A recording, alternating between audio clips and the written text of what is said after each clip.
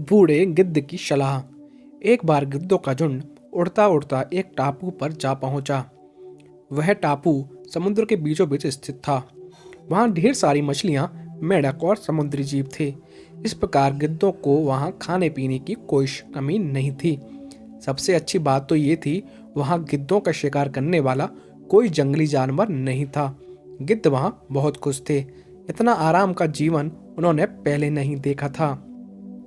उस झुंड में अधिकांश गिद्ध युवा थे। वे सोचने लगे कि अब जीवन भर इसी टापू पर रहना है, यहाँ से कहीं नहीं जाना, क्योंकि इतना आरामदायक जीवन कहीं नहीं मिलेगा। लेकिन उन सब के बीच में एक बूढ़ा गिद्ध भी था। वह जब युवा गिद्धों को देखता तो चिंता में पड़ जाता। वह सोचता कि यहाँ के आरामदायक जीवन का इन युवा गिद्धों पर क्या असर पड़ेगा। क्या ये वास्तविक जीवन का अर्थ समझ पाएंगे? यहाँ इनके सामने किसी प्रकार की चुनौती नहीं है।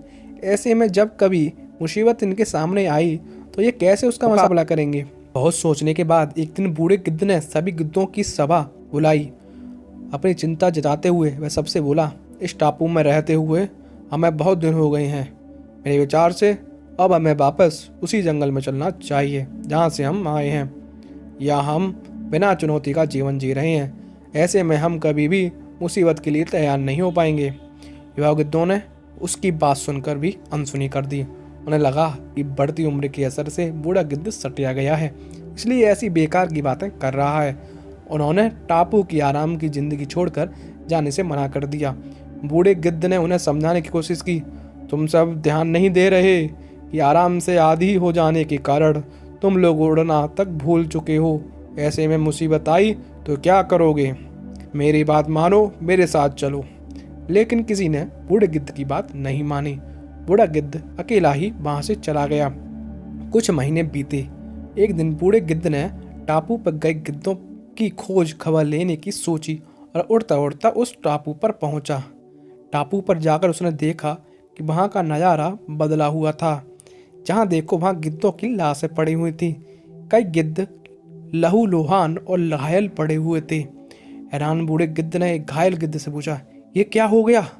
तुम लोगों की हालत कैसे हुई? घायल गिद्ध ने बताया, आपके जाने के बाद हम इस टापू पर बड़े मजे की जिंदगी जी रहे थे, लेकिन एक दिन जहाज यहाँ आया। उस जहाज से यहाँ चीते छोड़ दिए गए।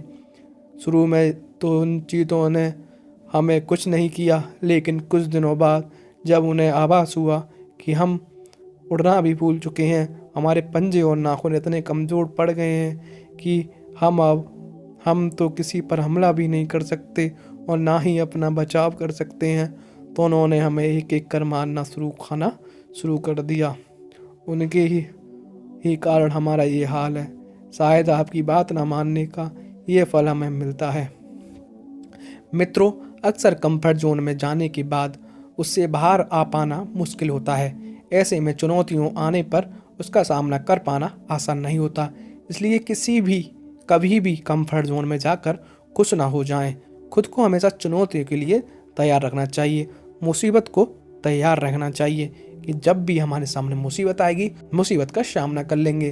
तो उस बूढ़े गीदड़ की ये बात हमेशा हमें ध्यान रखनी चाहिए कि हमें अपनी परेशानियों से कभी डरना नहीं चाहिए, क्योंकि परेशानियाँ हमें एक नई सीख देके जाती हैं। हमें मुसीबत से लड़ना सिखाती हैं। हमारे बुरे वक्त हमारा कभी दुश्मन नहीं होता। कहा जाता है कि बुरा वक्त इसलिए ही आता है कि हमें जीना सिखा सके, क्योंकि अगर इंसान का हमेशा अच्छा वक्त रहेगा तो वो जीना नहीं सीख पाएगा। इंसान अच्छे ही वक्त में रहे तो उसके सामने बुरा वक्त आएगा तो वो डगमगा जाएगा और उसका सामना नहीं कर पाएगा। दुख और सुख ये जीवन का एक पड़ाव है। कभी दुख आता है और कभी सुख आता है। अगर एक भी हमारे जीवन में नहीं रहता है तो हमारा जीवन डगमगा जाता है।